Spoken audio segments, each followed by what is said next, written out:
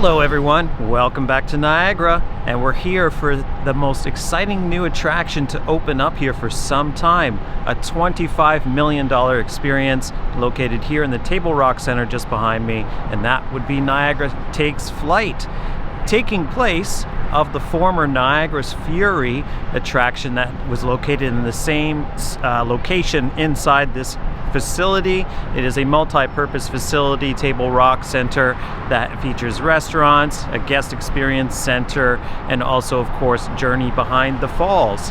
Now, this experience is the first flying theater that I know of in Canada, so it is actually a pretty big undertaking. In a year where in Canada the spotlight has been taken away by a, say, pretty significant attraction just north of here, this $25 million attraction has only opened up late into the summer, and we're getting here for the first time to try it out. It should be a pretty remarkable experience considering it is the first flying theater to be located in Canada. This is a massive new attraction for the Niagara area, and if not Canada. If you don't want to take an expensive helicopter journey over the falls, well, I'm presuming that this experience will replicate that, if not better it. So we're gonna go in and do it and find out what it's all about. I'll give you my review of the experience, of course. Niagara Takes Flight. Let's go check it out. All right, we're inside. I'm about to take flight. This ticket counter is always relatively busy, as I found out, because people ask a lot of questions here, but there's a ticket booth downstairs with more agents, so I would definitely recommend that, as I bought my ticket down there, didn't wait at all, whereas here I've waited already 20 minutes just on a previous visit just to find out some information, so a little hot tip for you to start. Oh, you're all together? Yeah. Okay, so 3 people at the back. So one by one, all of the swimmers trying to dive down to the bottom of the water to get just a little bit of it. Geneva Beaver says, I'll do it. I'm the best and strongest. And it's only guns, the water, that makes all of us grow.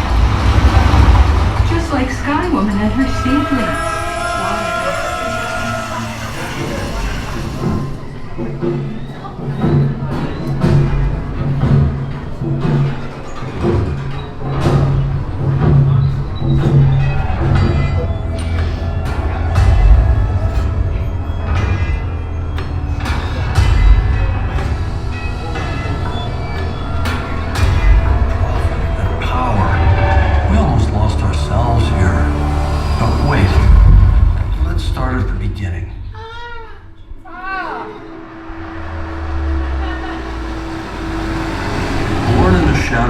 Retreating glaciers, the falls have been carving their way upstream, shaping the land, shaping life itself.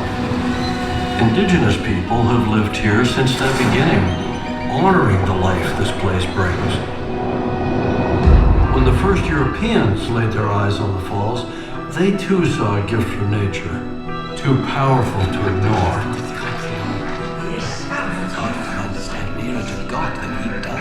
And with promise to protect this place, together. Coexistence and peace, together here. The War of 1812 put that to the test. Niagara became a battleground, not just for nations, but for the waterfall's future. The falls powered a growing world, industries, empires. Some came to consume them. Canada more power. Some came to capture them. Nature bent to the will of the machines. The falls became a stage for cheap thrills and greed. We tried to own this place.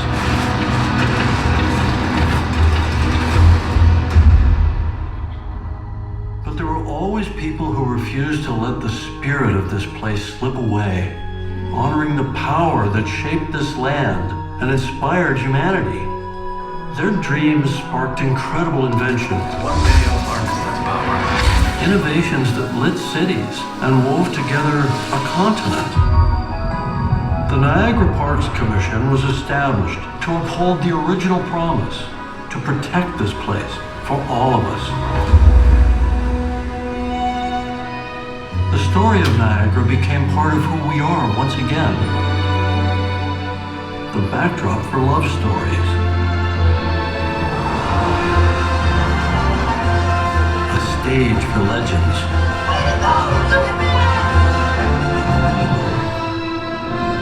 Niagara is still shaping us.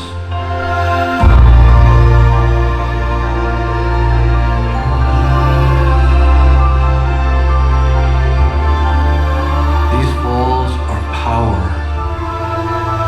energy, and life itself. And now, they're part of your story. Let their spirit lift you as Niagara takes flight.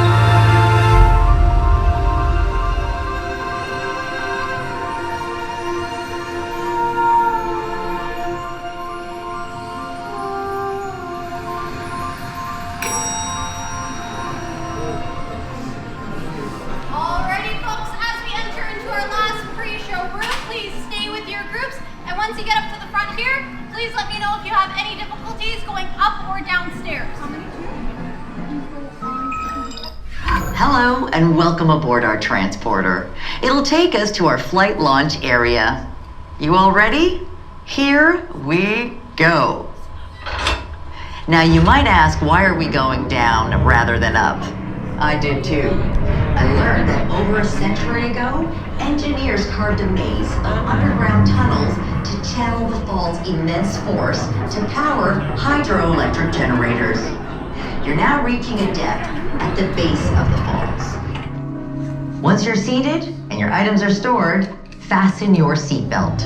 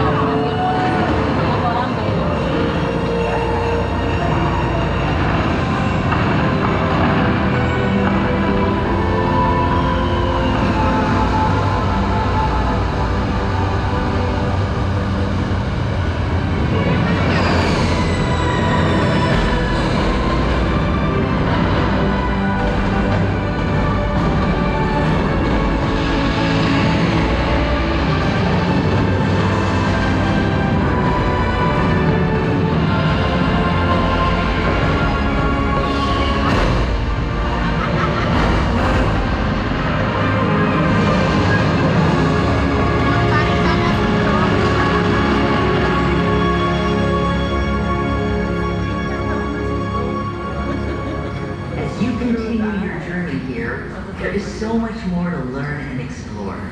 And the entire Niagara Parks team all have stories we love to share.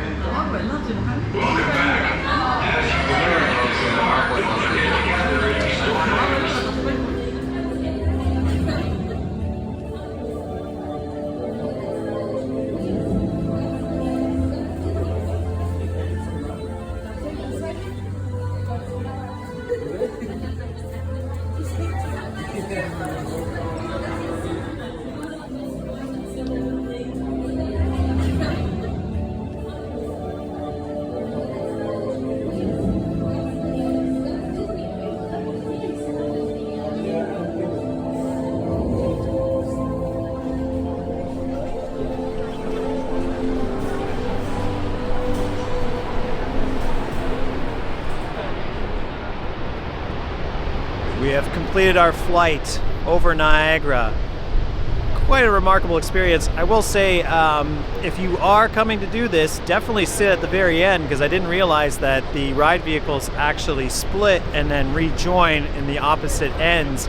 So I ended up right in the middle. Would have probably preferred the top, but you know, beggars can't be choosers. I'll be happy with the perspective that I got.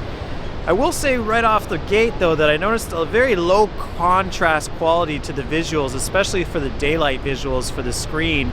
It corrected itself during the second half of the presentation during the night shots, but during the first half it was very sort of milky and cloudy. That was just like visually the one thing that kind of took away from it. Other than that, the screen quality was great, and yeah, it was very immersive. Totally reminded me of Soarin', I will admit. That flight overall, or at least what they chose as far as what to present to us, definitely rung as a brochure for Niagara Parks Commission and Niagara Falls in general, as it really kind of just like highlighted what you can do here.